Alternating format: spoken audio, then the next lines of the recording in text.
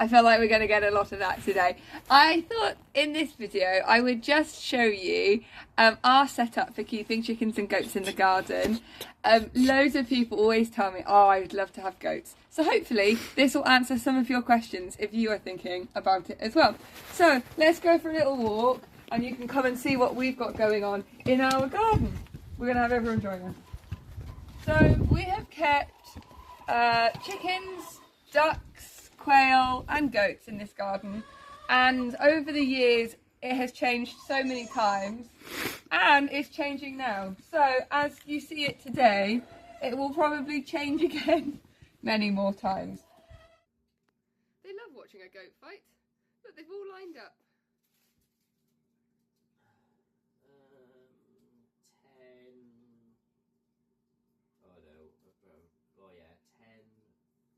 10. So hopefully this video will be interesting if you're interested in keeping goats in the garden. In this video we're going to talk about the space that goats require. We're going to talk about their food requirements. We're going to talk about enrichment and what they need to be happy and fulfill their natural instincts. And we're also going to talk a little bit about the legality of keeping goats in the gardens and the cost of it. So if you come this way and I'll show you the main goat barn, I suppose. So the space that the goats are in at the moment did used to be the chicken coop, and we have swapped things around to make it more suitable for the goats. So this is our goat barn, and pygmy goats love to sit up on a platform at night to sleep. They also need to have access to shelter, thanks, at all times. So we have used this platform here. They sleep up here at night. They'll have hay in their basket. There's no hay in the basket. And the space that they've got access to that isn't included in the chicken run is 100 square metres, which falls within the requirements of having enough space. So, if you come down here as well, they've also got some other spaces that we use. This is the tiki bar and we have not figured out what to do with this. This used to be part of our chicken coop.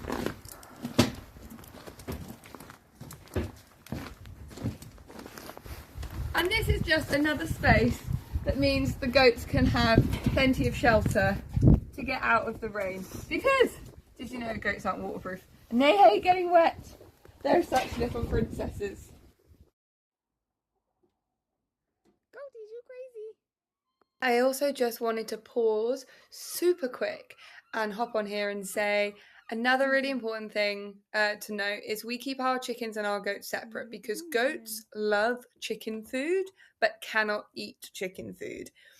And they will do everything in their power to hang out and eat chicken food. So although they can free range together, we always have to make sure the chicken food is well and truly out of the goat's reach. Hope that helps. What are yours shouting about?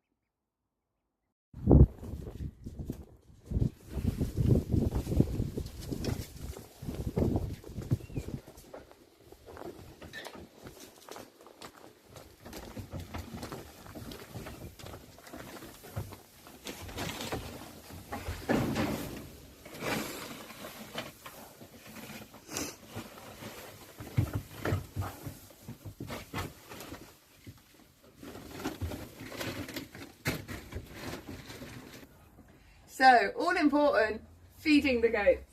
So lots of people, when they find out we've got goats in the garden, they think they would be absolutely brilliant lawnmowers, and actually they are the worst lawnmowers because goats don't graze grass. They would naturally be browsers.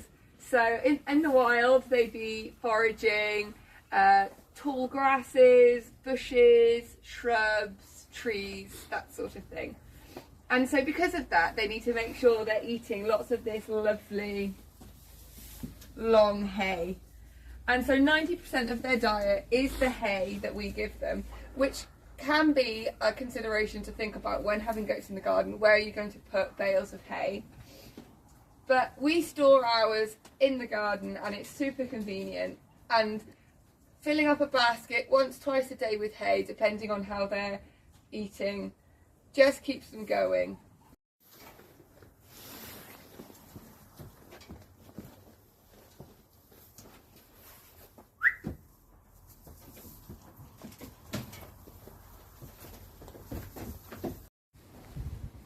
So what about everything else in the garden? Well, some plants they are 100% going to eat, and also some plants can be poisonous. So always double check first of all what plants goats can and cannot eat. Bamboo, for some reason, some goats love. Ours don't seem to care a huge amount for. To be honest, our lambs, when they were here being bottle fed, liked the bamboo more. But lots of our plants, we've built protective cages around them to keep the goats out, so that we're still able to enjoy a nice garden. Now is not the time of the year really to show this, but we have got in here fruit bushes that we use. We've got our willow, we've got plants behind, and all of these plants will thrive, but the places that the goats can eat, they will trim them. So I suppose they're a little bit more like trimmers than grass eaters? I don't know what the word is.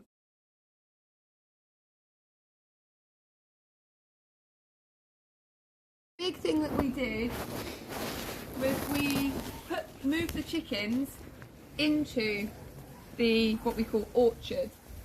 This whole area is goat proof in theory, because of the fact that there's a privet hedge at the back and we don't want the goats eating our precious apple trees.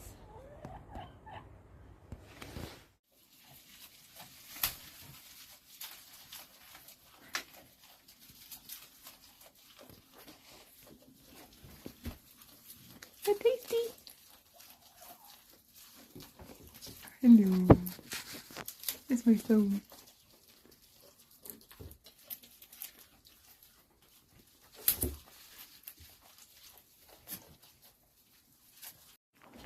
So, you might have noticed 90% of the diet is hay. We also provide enrichment in the form of branches that I'll cut from the park and bring them over. Then they also have a mineral lick, which they have access to all the time, which has salt and other micronutrients in. And their absolute favourite, and they only get it a little bit, is their goatee crack. Let me just get it from the tap room. This is their absolute favourite. It contains lots of stuff to help them be really healthy, but you've got to feed it in moderation. We'll give them some now they've seen it.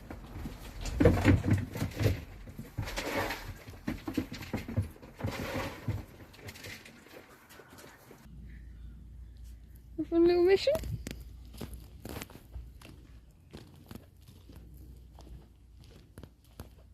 Oh, there's a cat. What do you think of the cat? Don't know what the cat thinks of you.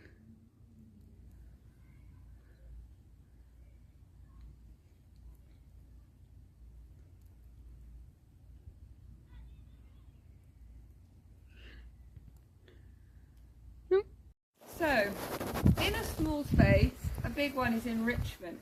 How can we make our goats feel happy and be able to investigate, explore, climb, play, relax, and really enjoy being a goat? Because ultimately they're here so that we can have them for our enjoyment. We want them to be happy. So, a couple of things.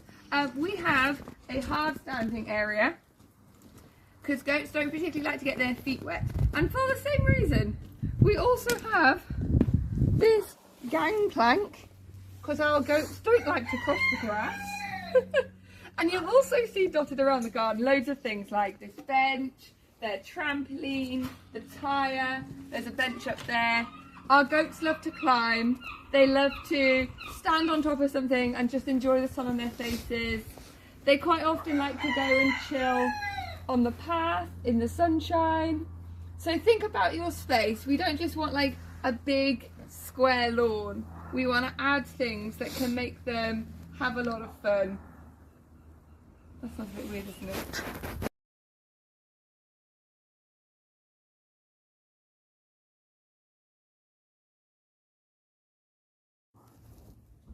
So I think our most important topic to touch on is rules. No one likes to talk about rules, but goats are they are livestock. So you are going to need to make sure that you have your CPH number. What is that? That is your county parish holding number. And you can apply for that. If you go online, you'll be able to find the information on the Gov website. You'll be able to apply for your CPH number, which is actually pretty simple, and you get this long number. And that just means that when you buy goats, they'll be registered to your holding. Then you also need to give yourself a flock number, so that's something else you apply for. So you apply for those two numbers, and then when you purchase your goats, they will fill in a movement license, and that will be a document then that you keep hold of. It'll have your number on, and the number for the goats on. Most goats are tagged. If not, then you keep the little plastic tags, and when the inspector comes around, you show them your book that has your record of goats in. You have your movement license, you have your ear tags, and they'll be able to tick all of it off. But that's the awkward thing. You do need to make sure that you have your paperwork signed off. Then the other thing just to note is about like waste. So you're going to have to consider not just the storing of your hay, but what are you going to do with all the waste that then comes out of your pet goats? So are you going to bag that up into your council bags? Are you going to get that collected by your council? Have you got somewhere that you can recycle it and compost it? Do you have someone who wants to put it on their garden, that sort of thing? Because you'll be surprised if you put bedding down. As you notice, we don't put bedding down, except underneath, but we tend to use just the waste hay. But if you put bedding down, you're going to go through on a weekly basis bags of waste. So have a little think about that as well.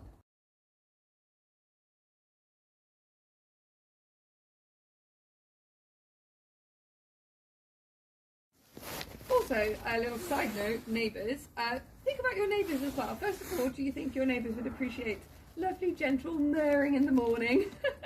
But also, do you have a safe neighbourhood where you feel like the goats will be able to be safe and protected?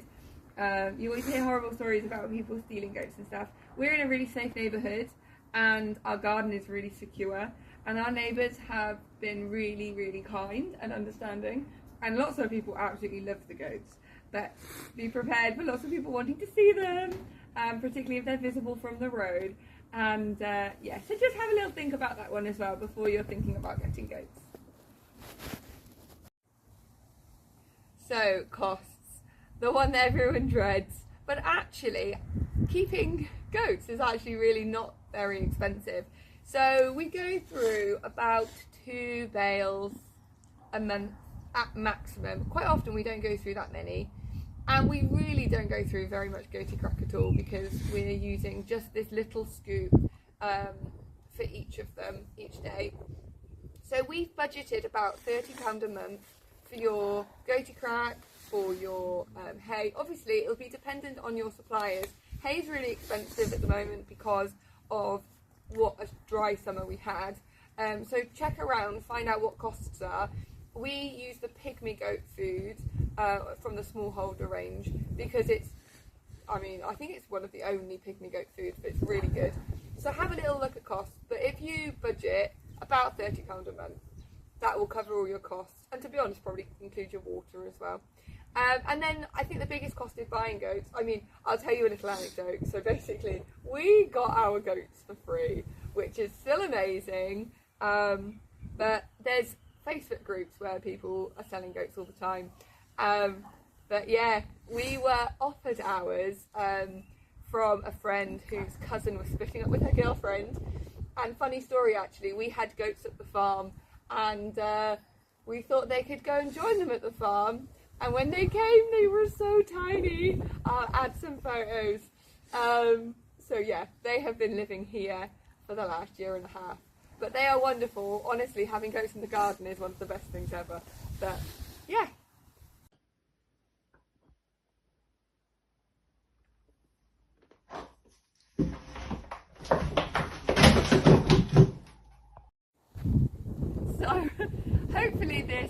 video has been helpful for some of you. Hopefully it's answered some of your questions and given you an idea of actually what it could be like having goats in the back garden.